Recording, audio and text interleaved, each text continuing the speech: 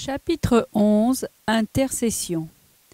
Quelque temps plus tard, lors d'un cours donné durant la nuit, deux femmes, Estelvita et Esther, cherchent la présence d'Alexandre.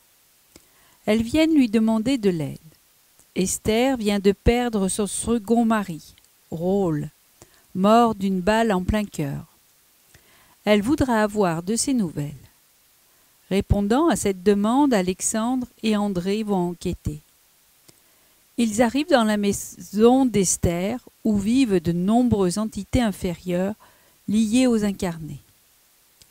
Ils y trouvent aussi un esprit familier qui connaît bien Rôle et qui l'a souvent aidé.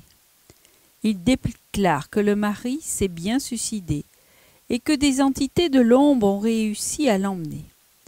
Alors Alexandre recherche Rôle et le trouve plus loin dans un abattoir, aimanté à un dangereux groupe de vampires.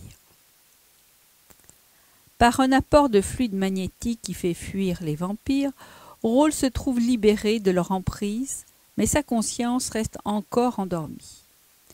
Il l'emmène dans un centre spirit pour recevoir des passes, et cela pendant plusieurs jours. Son réveil est douloureux, et il est épuisé. Au bout de 4 jours, Alexandre et André reviennent. Rôle leur raconte son histoire. Amoureux d'Esther, la fiancée de son ami d'enfance, Noé, il a prémédité son assassinat en faisant croire à un suicide. Mais, au fil des années, le remords le hante de plus en plus et il choisit de se suicider en faisant croire à un crime.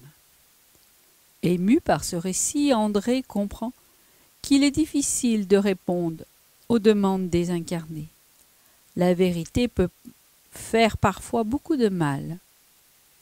Suivant les conseils d'Alexandre, la veuve est préparée spirituellement et emmenée la nuit suivante auprès de son époux.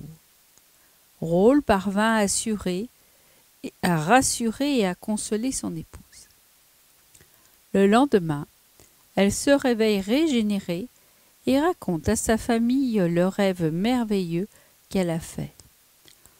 Romualda, l'esprit chargé de sa protection, entretient son courage et sa bonne humeur.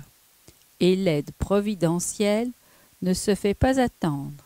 Esther trouve rapidement du travail.